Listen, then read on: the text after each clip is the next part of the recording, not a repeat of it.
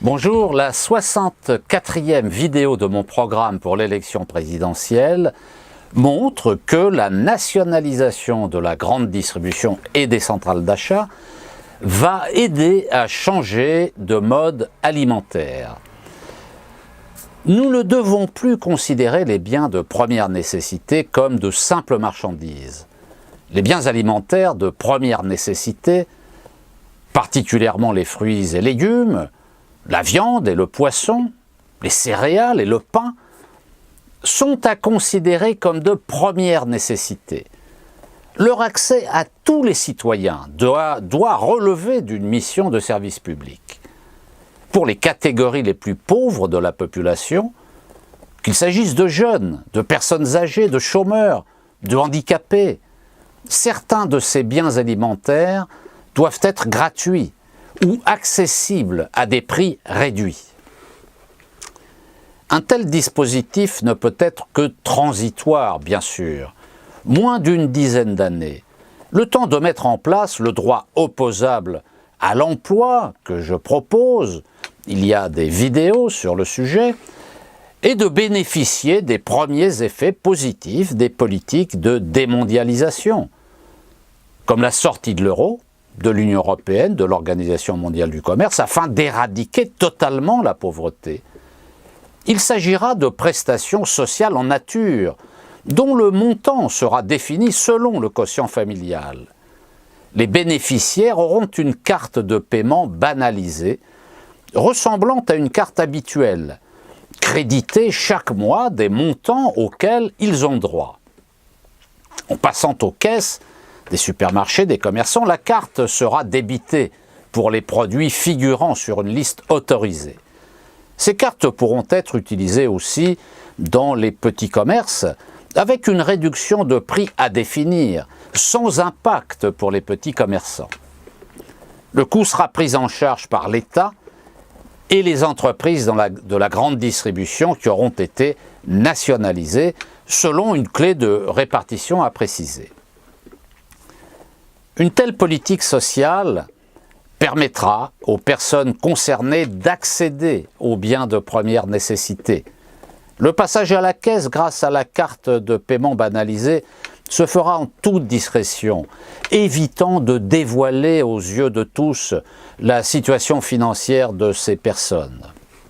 Il faut donc changer de mode alimentaire. Les questions alimentaires sont devenues un problème de civilisation.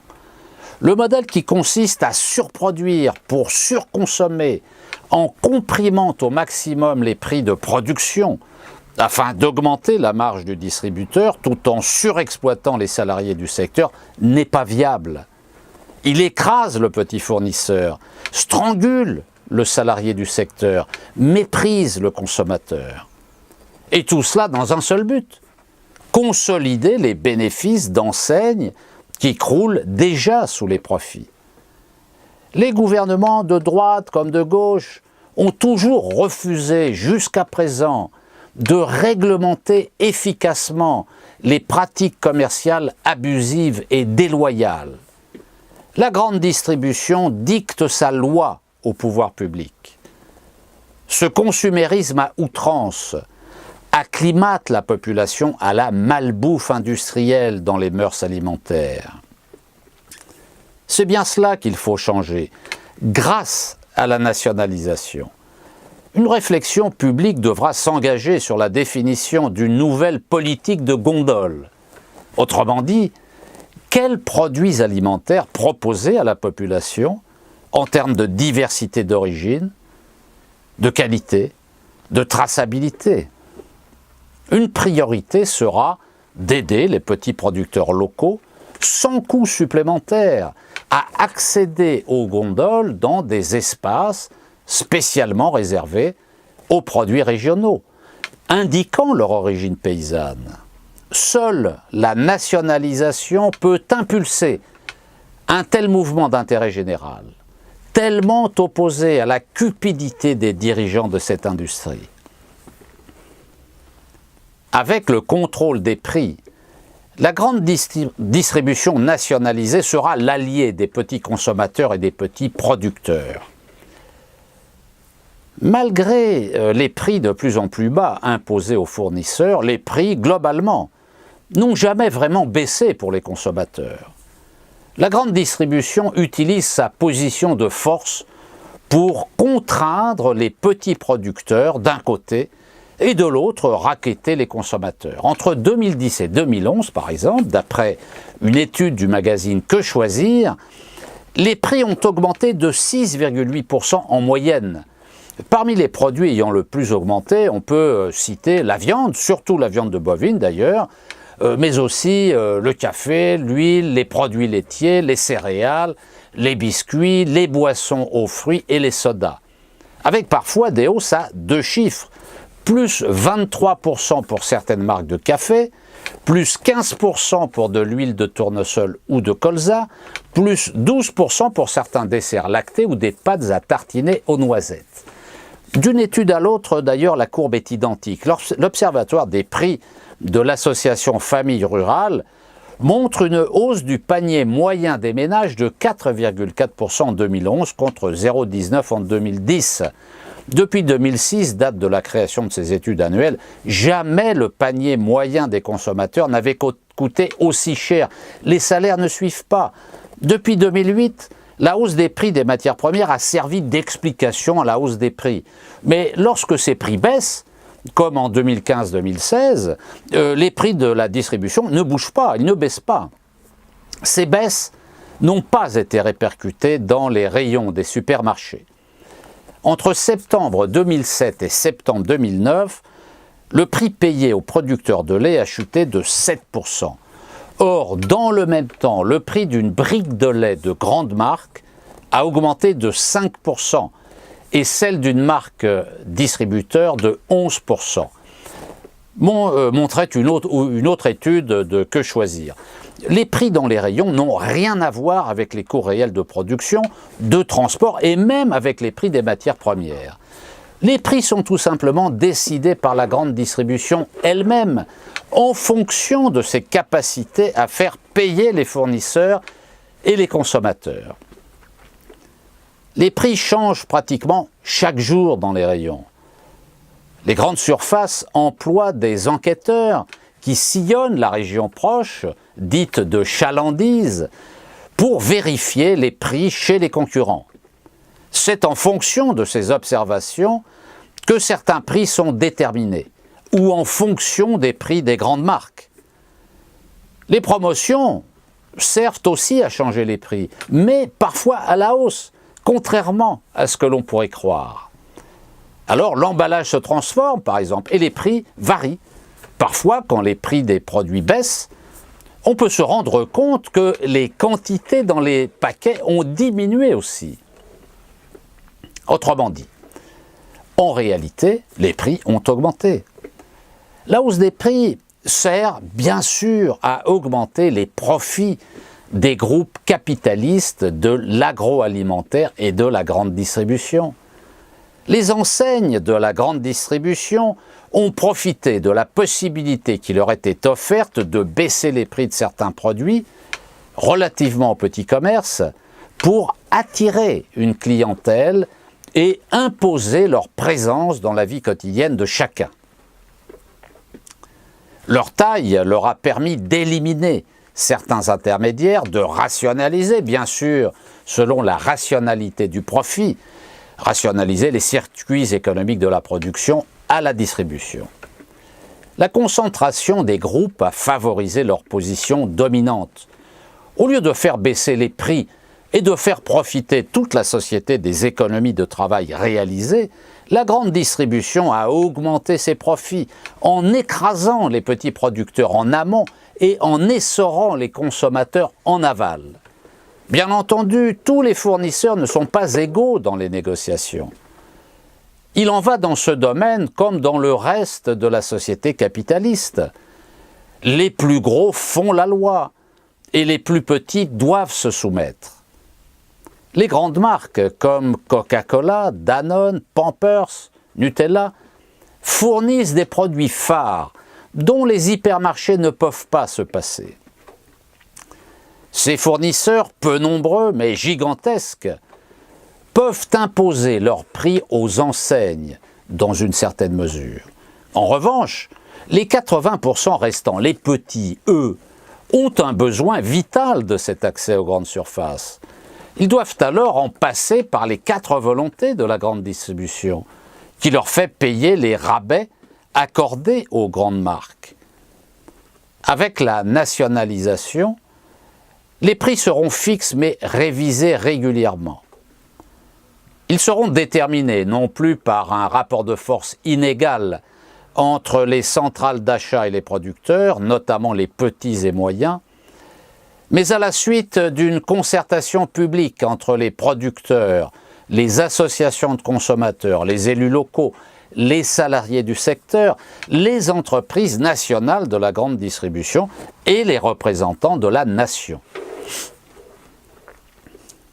En dernière instance, l'État prendra la décision, car il est le seul, dans la formation des prix, à pouvoir intégrer les externalités, c'est-à-dire les conséquences sur la société.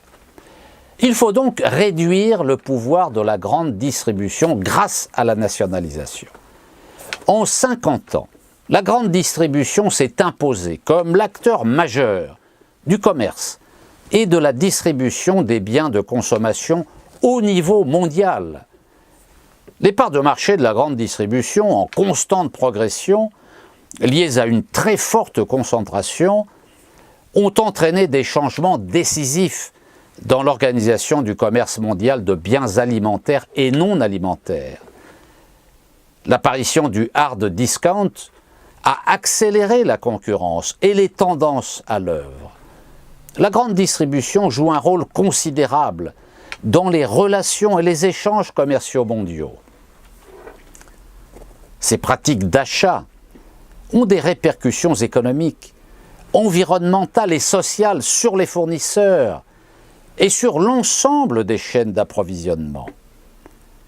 Dans les pays du Sud, principaux lieux de fabrication et de production pour un grand nombre de filières, les pratiques d'achat de la grande distribution sont directement liées à la précarisation croissante de l'emploi, à la baisse des salaires, à des conditions de travail dégradées et dégradantes, et à la remise en cause de la liberté syndicale pour les salariés dans les usines et les plantations.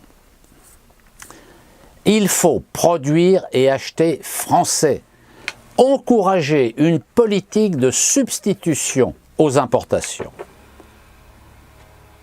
Les 10 plus grosses importations françaises en valeur qui concernent l'alimentation sont les suivantes. D'abord, il y a ce que l'on appelle les matières organiques brutes, c'est-à-dire les boutons de fleurs, les branches, les souches pour les matières végétales et les plumes, les cornes, les boyaux pour les matières animales, qui sont utilisés dans des secteurs comme la parfumerie ou la pharmacie. Il y a les aliments pour les préparations alimentaires homogénéisées, c'est-à-dire les potages, les bouillons, ketchup, sauces, condiments, assaisonnements comme la moutarde, la mayonnaise, le ketchup, j'en ai parlé, la sauce de soja, etc. En fait, nous importons beaucoup de produits déjà transformés et non simplement de la matière première agricole que l'on pourrait fabriquer en France.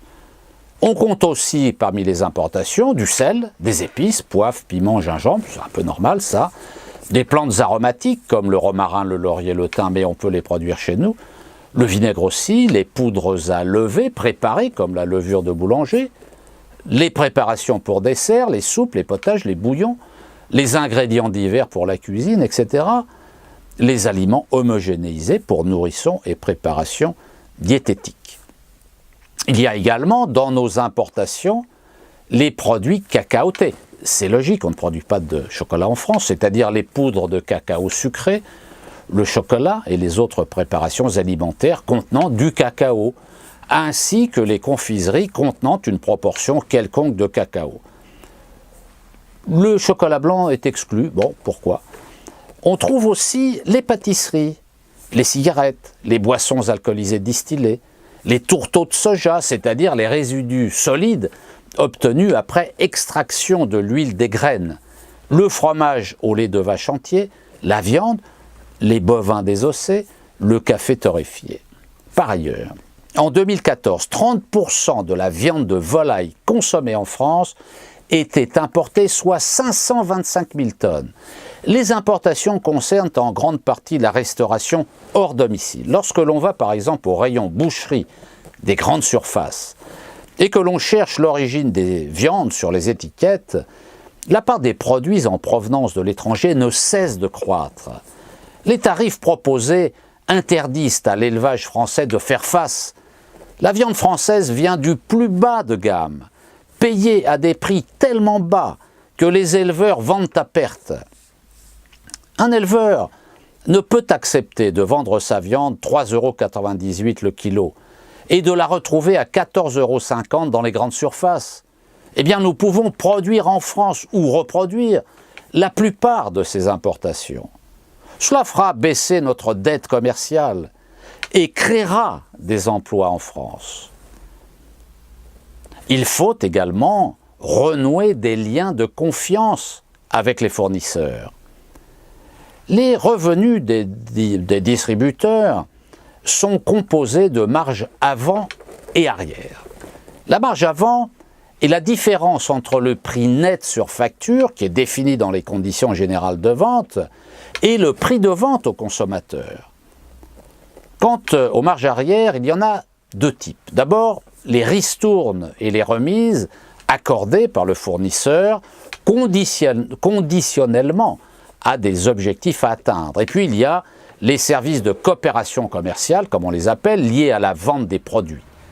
Ces services incluent, entre autres, le référencement d'un produit dans le catalogue du distributeur, l'emplacement des produits dans un linéaire, etc. Si les ristournes et le référencement se sont généralisés, seuls les groupes propriétaires de grandes marques peuvent acheter les autres services de coopération commerciale des distributeurs. Les marges arrière, en 2004, s'élevaient en moyenne à 33% du plein tarif d'un produit. La loi Galland, votée en 1996 pour soutenir le petit commerce, alors en difficulté face aux pratiques de prix d'appel des grands distributeurs, renforçait l'interdiction de la revente à perte, instaurait les conditions générales de vente, durcissait les autorisations d'implantation des grandes surfaces, encadrait les pratiques de déférencement. Le but était d'empêcher les distributeurs d'acheter à prix cassé les produits aux fournisseurs. Mais la grande distribution a contourné la loi. Certes, les prix des produits vendus ne pouvaient pas descendre au-delà d'un certain seuil, mais la grande distribution imposa de nouvelles négociations après la transaction commerciale. Le fournisseur était obligé de financer un certain nombre de services que l'enseigne était censée lui rendre. Sur le contrat commercial, cela pouvait se traduire par X% pour suivi de gamme, X% pour mise en avant, X% pour gestion privilégiée, X% pour coopération commerciale, etc. Finalement, le fournisseur devait payer 30, 35, voire 60% du prix d'achat à la distribution, les enseignes n'ayant pas, par ailleurs, pas le droit d'en répercuter le montant sur le prix payé par les consommateurs. En janvier 2011, une loi a enfin interdit complètement les marges arrière. Elles ont cependant été remplacées par d'autres méthodes déloyales. Ainsi, le référencement des produits oblige le fournisseur, s'il veut vendre une marchandise à une centrale d'achat, à payer une sorte de péage, un droit d'entrée. La négociation varie en fonction de la taille du fournisseur, de 1 à 2% pour un groupe de l'alimentaire important, jusqu'à 4 à 6% pour une entreprise de taille moyenne dont la marque a une certaine notoriété, et jusqu'à 15% du chiffre d'affaires pour une petite entreprise qui n'a pas les moyens de peser dans la négociation. Avec les délais de paiement pratiqués par les centrales d'achat envers les petits fournisseurs, les grandes surfaces auront vendu et encaissé les prix de leurs produits avant même d'avoir payé leurs producteurs. Extraordinaire. En 2002, les députés français ont identifié plus de 500 motifs invoqués par les centrales d'achat pour exiger des avantages supplémentaires de leurs fournisseurs. Par exemple, offrir à l'ensemble des magasins du réseau des marchandises gratuites lors des premières livraisons. Payer pour voir leurs produits exposés à un emplacement privilégié ou en tête de gondole. Payer pour financer les campagnes promotionnelles. Payer pour figurer dans les catalogues. Payer lors de l'implantation de nouveaux magasins. Payer encore lors de la réfection ou de l'amélioration des plus anciens. Certaines chaînes font payer le transport et les frais de stockage aux fournisseurs. Leclerc, par exemple, a imposé un transporteur choisi par ses soins, qui se révèle bien entendu 2 fois plus cher qu'un autre. Pour le paiement, les centrales utilisent leurs fournisseurs comme des banquiers non volontaires. Ces méthodes sont si répandues que 9 enseignes ont été condamnées pour clauses abusives envers les fournisseurs. Auchan s'est vu infliger une amende d'1 million d'euros, ça n'est pas beaucoup. La grande distribution étrangle les petits producteurs. Comme le constate un rapport officiel, les rapports entre les producteurs de biens de consommation, 70 000 entreprises, 400 000 agriculteurs et les 60 millions de consommateurs sont analogues au passage dans le goulot d'étranglement d'un sablier. Au point d'étranglement, 5 groupements de distributeurs contrôlent la vente de plus de 90% des produits de grande consommation. Certains fournisseurs sont seulement référencés par 1 ou 2 centrales d'achat, ce qui aggrave encore leur situation de dépendance. Mais la pire dépendance est celle des petits producteurs, notamment des agriculteurs, même quand ils sont regroupés en coopératives. D'après l'INSEE, la répartition moyenne des marges pour un produit agricole, une fois qu'il a quitté la ferme, est la suivante. 18% pour le transport et la conservation, 36% pour le transformateur, 40% pour le distributeur. Les prix à l'achat sont de plus en plus écrasés, alors que le consommateur ne voit pas de différence dans les rayons des grandes surfaces. Les écarts sont considérables, comme le montrent les exemples suivants, tirés de la presse. Pour 1 kilo de pommes de terre vendu 1,99 €, la marge nette du distributeur est de 28%. Un concombre acheté au producteur 28 centimes est vendu en magasin 1,35 €. Une barquette de salade mâche payée 25 centimes est affichée en rayon à 1,90 €. 1 kilo de poireaux acquis pour 40 centimes est revendu 1,95 €, etc. Ce sont d'abord les agriculteurs qui font les frais de ces marges, c'est-à-dire de ces profits. Entre 2000 et 2010, pour la viande de porc, par exemple, la part du prix final allant aux éleveurs est tombée de 45% à 36%. Dans le même temps, celle dévolue aux distributeurs a bondi de 39% à 55%. Autre exemple, en 18 ans, le prix de la viande de bœuf payée à l'exploitant diminuait de 8%, tandis que le consommateur payait sa viande 50% plus cher. Le kilo de porc acheté 1,40 € au producteur est vendu 12 € par le distributeur. La domination de la grande distribution s'affirme au point d'acheter parfois en dessous des prix de revient des agriculteurs.